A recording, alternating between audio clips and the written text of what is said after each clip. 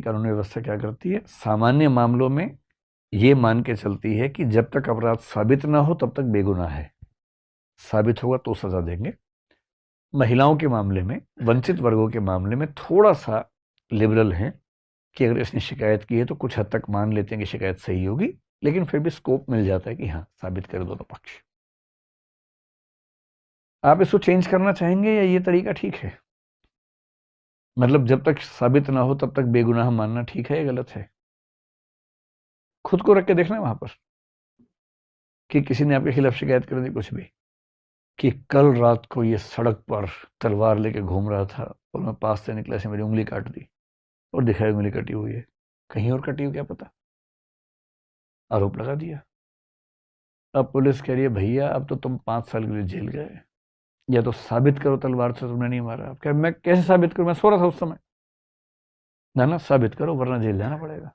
और दूसरा क्या है, भाई तूने शिकायत की है, तू साबित कर, पहले साबित करेगा तो जेल भेजेंगे वरना हम इसको बेगुनाह मानेंगे।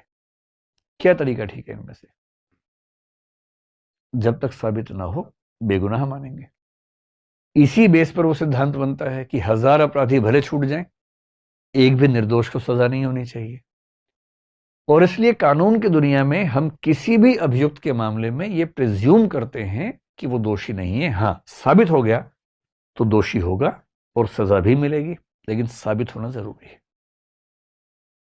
अब हमारे संविधान निर्माताओं के सामने ये संकट था, और वो संकट होता ही जैसे मैंने आपको नॉर्थ कोरिया के नाम से कहानी सुनाई। अगर पुलिस साबित करने पे आ जाए तो साबित तो हो ही जाता है।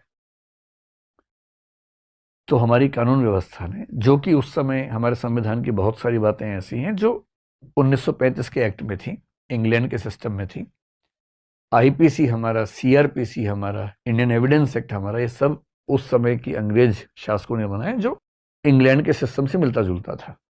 जगह जगह इस बात की सावधानी रखी गई कि कहीं पुलिस 3rd डिग्री का इस्तेमाल करके लोगों को मजबूर ना कर दे अपने अपराध मानने के लिए जो उन्होंने किए भी ना हो, तो उनको बचाना बहुत जरूरी है। तो हमारे संविधान में, संविधान क्या है? संविधान का मतलब है सबसे महत्वपूर्ण और सबसे बुनियादी कानून जिस पर देश चलता है। बाकी भी कानून है पर बाकी कानून उसके नीचे है, उसके अनुसार चलते हैं, लेकिन सबसे महत्वपूर्ण जो कानून होता है उसको बोलते हैं संविधान या कॉन्स्टिट्यूशन। हमारे कॉन्स्टिट्यूशन में एक आर्टिकल है 20 और उसका जो तीसरा भाग है 20, क्लॉज 3 जिसको बोलते हैं, उसमें एक वाक्य लिखा हुआ है जिसका हिंदी सरल भाषा में भाव भी है कि अगर कोई व्यक्ति अभियुक्त है, आरोपी है, एक्यूज है,